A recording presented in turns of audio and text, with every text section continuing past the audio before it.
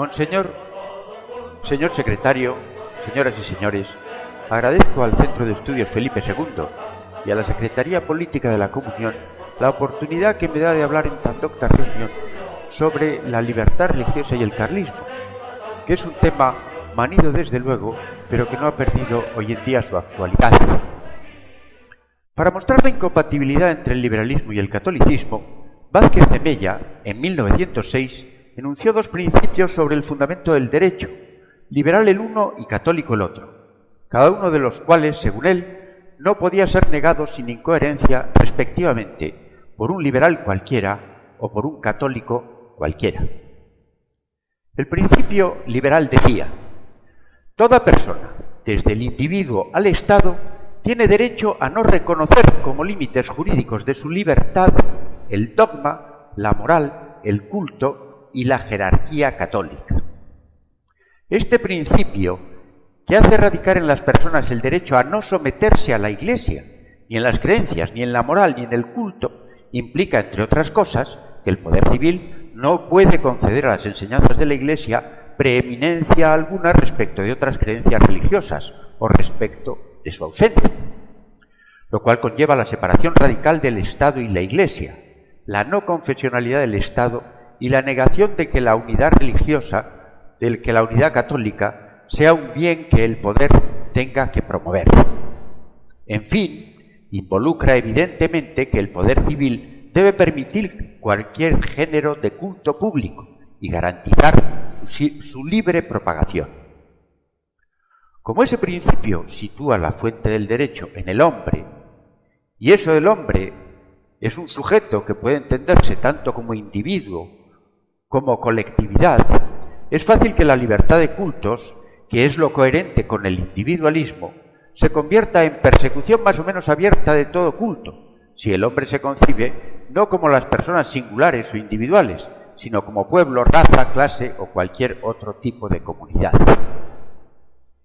Ese principio teórico del liberalismo está fundado en las filosofías racionalistas y fue extendido desde Francia por los movimientos ilustrados, por la Revolución y finalmente por las tropas de Napoleón. Y él fue el que inspiró la política liberal que a lo largo del siglo XIX introdujo en nuestra patria las consecuencias prácticas que hemos mencionado. Pero no lo hizo de una vez, sino que, con mayor o menor dosis de inconsecuencia o hipocresía, aplicó el principio paulatinamente. Desde las Cortes de Cádiz, que transfirieron a la soberanía popular el regalismo absolutista de los Borbones, hasta la Constitución de 1869, en que se estableció ya francamente la libertad de cultos, sin atreverse, por ello, a decretar la separación completa de Iglesia y Estado. Frente al derecho de las personas a la libertad respecto de la Iglesia, sitúa Vázquez de Mella el principio católico, que enuncia de la siguiente manera: la Iglesia es la depositaria de la revelación y su órgano social infalible, y tiene por tanto derecho a que su dogma, su culto y jerarquía sean norma y límite de la libertad humana. De este principio, a diferencia, en contraposición a lo que se sigue del anterior, es consecuencia que el príncipe o gobernante, en cuanto tal, tiene deberes respecto de la verdadera religión, al igual que los tiene cualquier otra institución y cualquier otra persona. De ello se sigue también que el primero de esos deberes es el de confesar la verdad de la religión católica con exclusión de las otras, que sólo en apariencia son religiones. Se sigue también que el príncipe o gobernante debe someterse en las materias de fe y moral a la Iglesia católica, en cuanto sólo ella es la intérprete de la religión católica. También que al ser la religión católica la única vía de salvación, y dado el sometimiento de los fines propios del poder civil a los fines propios de la Iglesia, aquel poder tiene la obligación de mantener y procurar la unidad católica, de modo que debe impedir la libre propagación de otros cultos cuando ello no produce un mal mayor. Esta segunda proposición,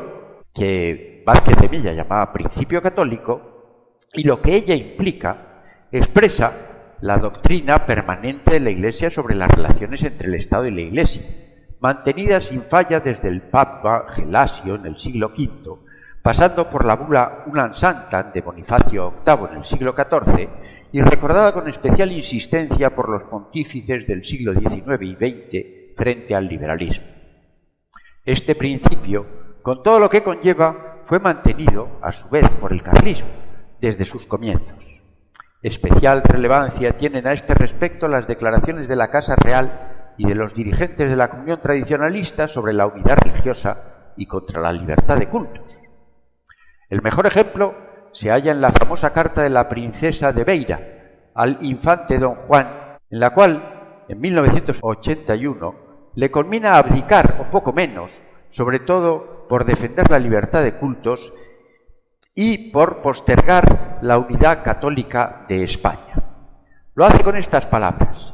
las leyes fundamentales de la monarquía española obligan al rey a jurar que profesará y observará y hará que se profese y se observe la religión católica, apostólica y romana en toda la monarquía,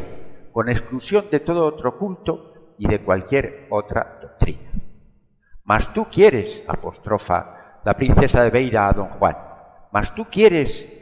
de una plumada romper aquel sagrado vínculo de la religión en España, proclamando la libertad de cultos, e introducir en medio de la nación más unida de la tierra un semillero de discordias y acaso de guerras sangrientas. No son menos claros los párrafos de las diversas cabezas del carlismo tomados en épocas distantes entre sí hasta 1963, que paso a leer a continuación. Carlos VII, en una carta al marqués de Cerralbo en 1895, le decía: hincado de rodillas en la cima sagrada del Gólgota, he renovado el juramento de que nos sacrificaríamos todos sin descanso por el triunfo de Cristo en el mundo, por la unidad católica y la restauración tradicional de España. Por su parte, mucho tiempo después, don Alfonso Carlos, en 1932, declaraba: católicos indistingos como lo fueron siempre los miembros de mi familia, yo proclamo ante la bandera todos los derechos de la Iglesia católica y por lo mismo rechazo con todas las fuerzas de mi alma el principio de la libertad de cultos consignado en la Constitución. En fin, citaré las palabras de la comunión tradicionalista poco tiempo antes de la Declaración Conciliar de Libertad Religiosa. La comunión tradicionalista levanta a todos los vientos con un grito de alerta su proclama de la unidad católica al servicio de la Iglesia y de la patria, y llama a todos los españoles a defender, en primer lugar, la soberanía social de nuestro Señor Jesucristo, en segundo lugar, la religión católica única verdadera, que es la oficial en España, en tercer lugar, que la unidad católica es la base de la unidad nacional. En fin, declara que no procede modificar la situación legal de las confesiones no católicas. Todo esto en 1963 y firmado por los miembros de la comunión tradicionalista. Estos textos, que he elegido casi al azar, entre otros muchos, por la diferencia temporal que entre ellos media, ponen de manifiesto la persistencia y la preeminencia que el carlismo siempre ha dado a la defensa de la unidad religiosa y al consiguiente rechazo de la libertad de cultos. Muestran también a las claras cómo el mantenimiento de esos principios se hace ante todo por un acto de fe sobrenatural, esto es, porque la religión católica es la única verdadera. Pero también lo hace por una razón de índole natural, como ha señalado o ha destacado Miguel Ayuso: el amor a nuestra patria, cuya unidad, como la de cualquier otra comunidad, según decía Aristóteles, se mantiene sobre una base moral y religiosa, que en nuestro caso solo puede identificarse con el catolicismo. A su vez, hay que notar la fidelidad sin mezcla de filosofías espurias con que el carlismo ha defendido el principio católico enunciado por Vázquez de Mella, permite responder a la pregunta que los historiadores se hacen, no sin asombro, sobre la pervivencia del carlismo. Si en estos 175 años, una y otra vez, se ha levantado el carlismo del catafalco en el que ya se le había puesto, y con renovada potencia ha entrado una y otra vez en batalla, si el carlismo puede blasonarse de ser el partido tradicionalista más viejo y coherente que ha existido, eso se explica no por su organización, siempre deficiente, como han señalado los ponentes de esta mañana, tampoco por la pervivencia de un grupo de presión o de un partido político, ni siquiera por la lealtad a una dinastía legítima, sino porque ha sabido mantener en su pureza una doctrina que no es en realidad invención suya, sino que se identifica con la enseñanza perenne que acerca de la sociedad ha mantenido la Iglesia, aplicada, eso sí, a nuestras tradiciones y costumbres. Tenemos pues dos principios, el liberal y el católico, cada uno mantenido por partes de la sociedad diferentes en España durante el siglo XIX. Esos dos principios, el liberal y el católico, son absolutamente incompatibles. Para verlo, como señala Vázquez de Mella, no hace falta recurrir a autoridad alguna, sino que la razón natural y la lógica son suficientes. Y lo mismo ocurre con las consecuencias de esos principios, y más concretamente con la que nos ocupa. Sería inconsecuente mantener a la vez que es obligado, que el poder civil está obligado a permitir y a no permitir la libertad de cultos. Esta radical incompatibilidad en los principios y en las consecuencias produjo de la manera más natural una serie de enfrentamientos en España a lo largo del siglo XIX, que ya habían tenido sus antecedentes en el mismo siglo XVIII y que todavía perviven de alguna manera hoy. Enfrentamientos en la palestra política e intelectual, enfrentamientos en mil altercados y algaradas, enfrentamientos finalmente armados en las guerras carlistas, con los precedentes de todos conocidos y con el consecuente del alzamiento de 1936. A pesar de estos enfrentamientos y a pesar de la incompatibilidad en los principios que los produjo, la eterna guerra interior que todo hombre de una u otra tendencia padece en su interior día a día, y que no tiene mediación posible, hizo surgir paulatinamente el intento de superar las diferencias acomodando los principios a la realidad. El liberalismo, como ya hemos indicado, solo fue parcialmente consecuente en la aplicación de sus principios, pues sin declararse enemigo de la Iglesia, destruía poco a poco su poder y prestigio por los más variados caminos, al paso y al mismo tiempo algunos católicos, hartos de la milicia que es la vida cristiana, cuando no decididamente inclinados a la componenda, bastardos que proporcionaba la desamortización, escogitaban la manera de adaptar la doctrina a los hechos. Así vinieron a conjuntarse desde un lado el liberalismo católico con el catolicismo liberalizante. Demasiados conocidos es el resultado de todo esto, que es el liberalismo católico, como para recordar. Solo diré que si un sistema filosófico como el de Maritain, debilísimo en sus principios teóricos, porque se basa en un reparto salomónico del hombre que da el individuo a la ciudad y la persona a Dios, si ese sistema tan pobre teóricamente vino a ser aceptado por las autoridades eclesiásticas y por muchos católicos a mediados del siglo XX más bien, fue precisamente porque vino a unirse a esas tendencias de salvar las dificultades existentes entre la teoría y la práctica, entre las ideas y la realidad. Ese movimiento de Maritain, unido a otros de similar ralea, cambiaron por completo el panorama del enfrentamiento entre los principios del que les he hablado. Ya Manterola recordaba las palabras de Pío IX, en las cuales decía: «Debo decir la verdad a Francia, hay en ella un mal más terrible que la revolución de la Comuna,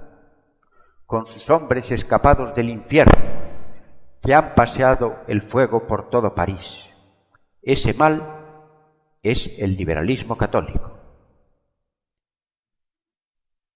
Este Papa veía los enormes peligros que conllevaba la mezcla del principio católico con el liberalismo, pero seguramente andaba muy lejos de pensar que unas décadas después las jerarquías eclesiásticas llegarían a aprobar en un concilio una frase como la que sigue: «Se hace, pues, injuria a la persona humana y al orden que Dios ha establecido para los hombres si se niega a estos el libre ejercicio de la religión en sociedad, siempre que quede a salvo el justo orden público». Estas son las palabras plasmadas en las actas del Vaticano II, bastaron para sumir al carlismo en una crisis mucho más profunda, en una crisis sin precedentes. Porque estas palabras, entendidas a secas, entendidas sin más consideración, niegan una de las proposiciones que se siguen del principio católico enunciado por Mella, que es la consecuencia sobre la obligación de prohibir la libertad de cultos. De ello, en buena lógica, se seguiría necesariamente la negación del principio mismo. Pero no era completamente así, porque, en consonancia con la concepción dualista de Maritain, que distingue radicalmente el terreno de lo temporal del de lo espiritual, solo niega que el poder civil deba proteger a la Iglesia católica y que el orden político deba ser confesional. No niega, sin embargo, los derechos de la Iglesia en el orden espiritual, que concibe de manera exclusivamente privada. Ahora bien, como el carlismo se ha caracterizado por ser un partido cuyo programa, y esto son palabras de Carlos VII, tiene como principio esencial la defensa de la unidad católica, y por otra parte, el carlismo defendía esto con la seguridad de ser fiel a Roma, no es de extrañar que, una vez vistas estas palabras de un concilio, se produjera una dolorosísima perplejidad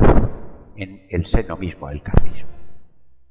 Y de la perplejidad a que el carlismo sufriera a su vez, de la perplejidad a unas escisiones radicales, no hubo más que un paso.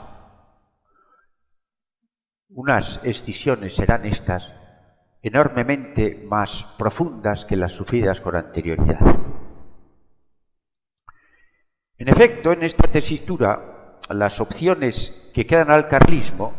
han venido a coincidir con sus divisiones efectivas. El carlismo se ha atomizado, se ha dividido, se ha enfrentado, ha tenido dificultades en muchísimas ocasiones. Pero en esta ocasión la escisión es una escisión de carácter esencial, de carácter insalvable. Por lo menos algunas de esas escisiones son de carácter insalvable. Y lo son porque afectan a los principios mismos. No es esta una escisión la que se produce a partir del Vaticano II, una escisión por cuestiones sobre la política internacional, por cuestiones sobre legitimidad de uno u otro miembro de la realeza. No son cuestiones personales tampoco. Es una cuestión de principio y ha producido unas divisiones que ya son radicales e insalvables. Pues bien, las opciones que se que teóricamente se ofrecen al carlismo, una vez enunciadas esas frases del Vaticano II, esas escisiones han venido a coincidir exactamente, esas posibles escisiones han venido a coincidir con las escisiones prácticas y reales. La primera discrepancia surgió de la dicotomía entre seguir las actuales directrices de los eclesiásticos o permanecer fiel a la enseñanza perenne de la Iglesia Católica. Los que adoptaron la primera postura, es decir, adaptarse a las nuevas directrices eclesiales, si hubieran sido honrados y hubieran sido lógicos, hubieran tenido que reconocer que el carlismo tiene que desaparecer. Si para los nuevos eclesiásticos fueron errores históricos las cruzadas, las guerras de religión o la Inquisición, con igual razón debe declararse que el carlismo ha sido un error, sólo justificable por la ignorancia. Si la libertad de cultos es una obligación de los gobernantes, al igual que la confesionalidad del Estado, las guerras que los carlistas mantuvieron contra todo ello y contra los principios en que se asientan, esas guerras fueron un error sangriento, y lo único que naturalmente, honradamente se puede hacer es arrepentirnos de haber militado en las filas carlistas. Sin duda, de hecho, muchos carlistas de antaño, convencidos, por ejemplo, en Navarra y en otros lugares por los párrocos del progresismo, han optado por esta solución y han abandonado en masa las filas del carlismo, o cuando menos han quedado moralmente incapacitados para transmitir sus ideales a sus descendientes. Pero quienes dirigen los grupos de cualquier naturaleza son muy poco proclives a la disolución del grupo y a retornar a sus hogares abandonando toda veleidad de poder. De tan poco laudable y tan humana, sin embargo, inclinación, nació entre los parciales de la primera opción, es decir, de los que se acomodaban a las nuevas directrices eclesiales, surgió la idea de producir un acomodo por diversos caminos del carlismo a esas directrices eclesiales. Dado que el carlismo es un grupo, o si se prefiere, un partido político, católico, político y católico, pues resulta que eso es imposible dentro de las directrices eclesiales actuales. Por tanto, solo cabe hacer una remodelación, quitando bien lo de católico, bien lo de político. Los seguidores de Carlos Hugo optaron por lo primero, es decir, se olvidaron del catolicismo para convertirse en el partido socialista separatista que todos conocemos. Otros, y a partir de aquí, no hablo de nadie en particular, sino más bien de inclinaciones o tentaciones que a todos han podido afectar. Otros, digamos, han mantenido lo de católico, pero dejando lo de político, para sustituirlo unas veces por lo folclórico y otras veces por lo parroquial. Así surgieron grupos de carlismo folclórico o histórico, similares a los amigos de las sociedades, las sociedades de amigos, como la de amigos del Museo Paleontológico o la de amigos de la comida china. Ambas existen, de verdad. Pues tendríamos los amigos del carlismo, que dedican sus desvelos a juegos florales, a excursiones, a la venta de chapelas e insignias, sin mayor preocupación, o también se dedican a un estudio detallado de las doctrinas o de la historia del carlismo, sin llevarlo en absoluto a la práctica. Y también nació, como otra posibilidad, el carlismo parroquial, entregado no a teorías ni a juegos florales, sino a la catequesis, a las obras de caridad, a formar grupos de Boy Scouts, y todo lo más a la defensa de la familia, que es lo único próximo a la política que permite, que la Iglesia actual permite defender a los católicos activos en nuestros días. Lejos de mí decir que estas últimas cosas tengan nada de reprochable, salvo que esas actividades de supuesto carlismo serán lo que sea, pero no son carlismo. Porque el carlismo siempre ha sido una agrupación de fines políticos conforme a las enseñanzas de la religión católica. Es decir, ha tenido por finalidad defender en la política activa y en su defecto por las armas a la vez la religión, la patria y el rey. Nosotros, a diferencia de todas las transformaciones que hemos señalado, de todas las tendencias que se han señalado del carlismo después del Vaticano II, nosotros, por fe sobrenatural en la verdad e inmutabilidad de la Iglesia y por amor natural a nuestra patria, preferimos la otra posibilidad, es decir, preferimos mantenernos fieles a las enseñanzas constantes de la Iglesia y desoír las nuevas directrices eclesiales. A eso se nos contestará: ya quisiéramos nosotros, pero ¿qué haremos de lo dicho en la Dignitatis Humanae y de lo que aconsejan los poderes actuantes hoy en la Iglesia? ¿Cómo podemos hacer compatible nuestra postura y la fidelidad a Roma? La respuesta es más simple de lo que puede parecer, pero hay que hacer alguna consideración al respecto. Es evidente que a primera vista la declaración conciliar Dignitatis Humanae no casa con la doctrina secular de la Iglesia, como tampoco ha casado su aplicación posterior. Ahora bien,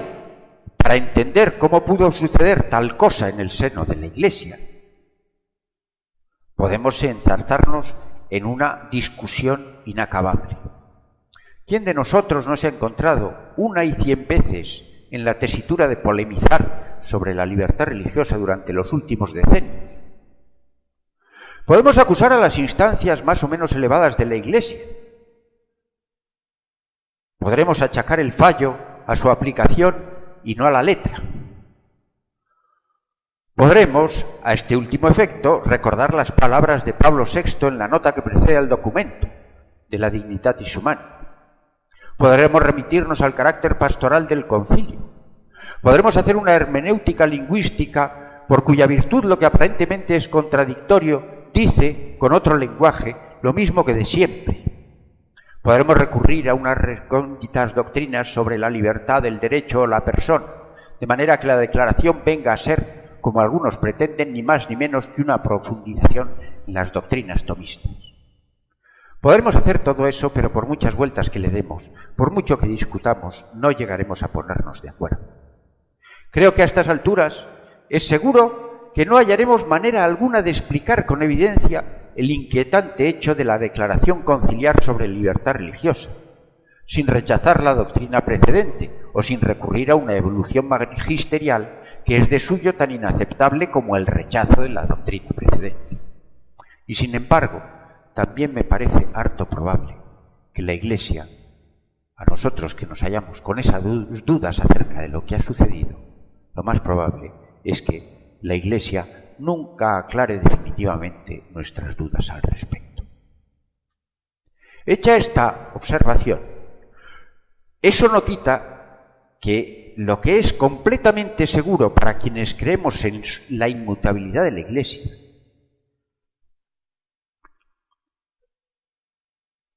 es que, al igual que la Iglesia ha restablecido el derecho a celebrar la misa de San Pío V, que durante unos decenios ha sido tenida por obsoleta y ha sido de hecho prohibida,